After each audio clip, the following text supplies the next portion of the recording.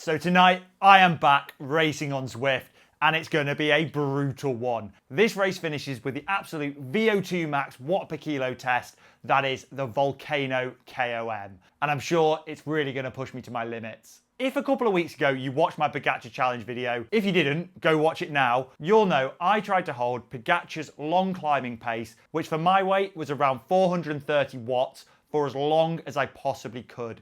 And if you watch that video, you'll know towards the end, I was really struggling to motivate myself just staring at the turbo screen with no one to compete with other than just watching the timer tick up.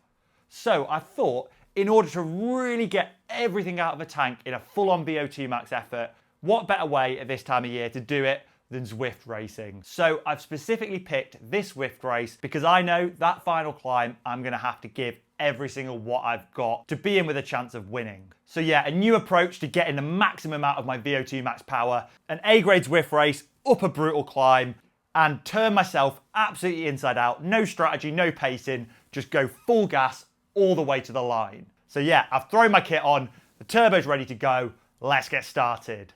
So I guess the goal early on is just to stick with the group through Titans and then hopefully it calms down on the flat, ready to really kick up Volcano.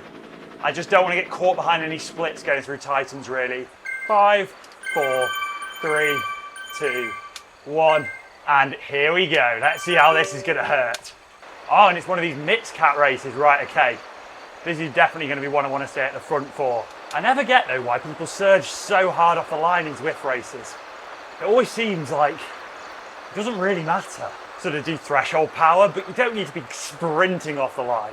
Apologies, as you may have heard, I forgot to turn off the in-game sound in Zwift and it's kind of trashed the audio. So unfortunately, there won't be much audio from actually in the race itself. Kicking off the race into Titans Grove, it was a really uneventful start. Just making sure to stay with a bunch and not have any silliness getting caught behind splits on the rollers. And also being mindful not surging my power too much, even if I did want to smash it up over 400 watts just to kick over these. Hitting the main climb of Titans, I did have to push half decent watts here. Above 400, knocking on 420 at times. And the group did really get strung out, dropping a lot of the B grade and lower riders. But over the top, it was pretty uneventful with only 1 or 2 riders off the front.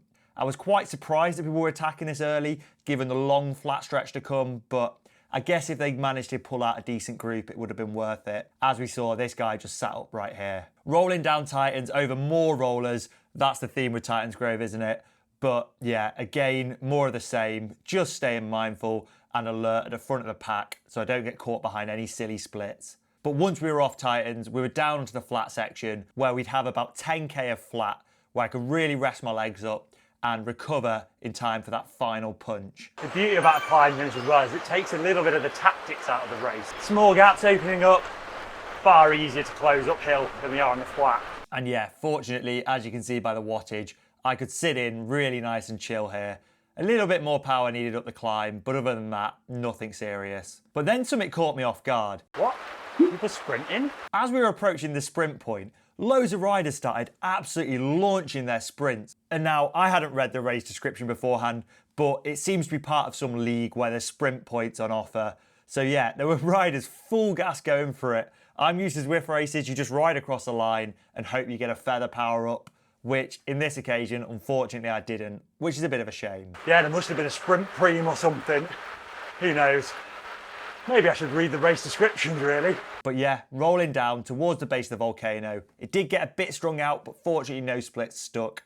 And then yeah, we were ready to cross the bridge onto the volcano. But as we did, people started rolling attacks, which seems such a bizarre place to try and move. Like you're going to be burning stupid watts just to get a tiny advantage into the bottom of the climb, which someone could snap close easily when you're on the climb. Unless the group started playing around behind, these attacks were not going anywhere. So I just played it sensible, let others chase it for me, and then yeah, hitting the bottom of the Volcano KOM, this was going to be a real sufferfest for the last 3.5 kilometers of this climb. Now my strategy was pretty simple. Stay towards the front of the group, but don't do anything silly. I need to sustain this for the whole climb, which is going to be likely over 6 minutes. However, as we'll find out later, I think this might be a bit of a mistake. But yeah, up around that sort of 400 watt mark, pretty standard VO2 max territory for me. Definitely something I could sustain for at least 5 or 6 minutes. So I'm pretty happy doing 400. And as you can see, everybody else is suspiciously sitting back and taking a very easy ride up this climb. Rolling onto the flat section, I did pop my aero power up and tried to keep the pace going that little bit more, just to reduce the amount of recovery everyone else got. But to be honest with you, I think I probably should have gone a bit deeper here. And hitting the second half of the climb, straight away, back up towards 400 watts, but yeah, again, suspiciously low power. Only having to do 350, 360 watts here was definitely too low. Probably a sign of things to come. Really, I would have liked this whole climb to have been paced steady at about 400 watts, maybe even slightly higher. And as you can see, the power's really backed off now. And this is what should have set alarm bells ringing in my head, that some people are saving some pretty nasty sprints. And as we reach the final wall, well, you'll notice a few feathers started to pop up, which did get me a little bit worried.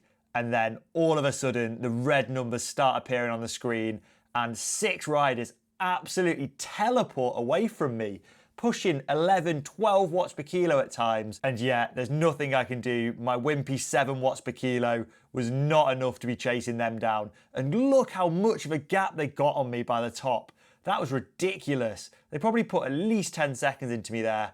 But yeah, I roll across the line, best of the rest in 7th place. Still a good effort, but yeah, got nothing on them leaders. Yeah, so turns out that was a bit of a sprint. I needed to go harder from the base really, because yeah, having them be able to kick at, you know, 700-800 watts the last 30 seconds or so definitely does not suit me.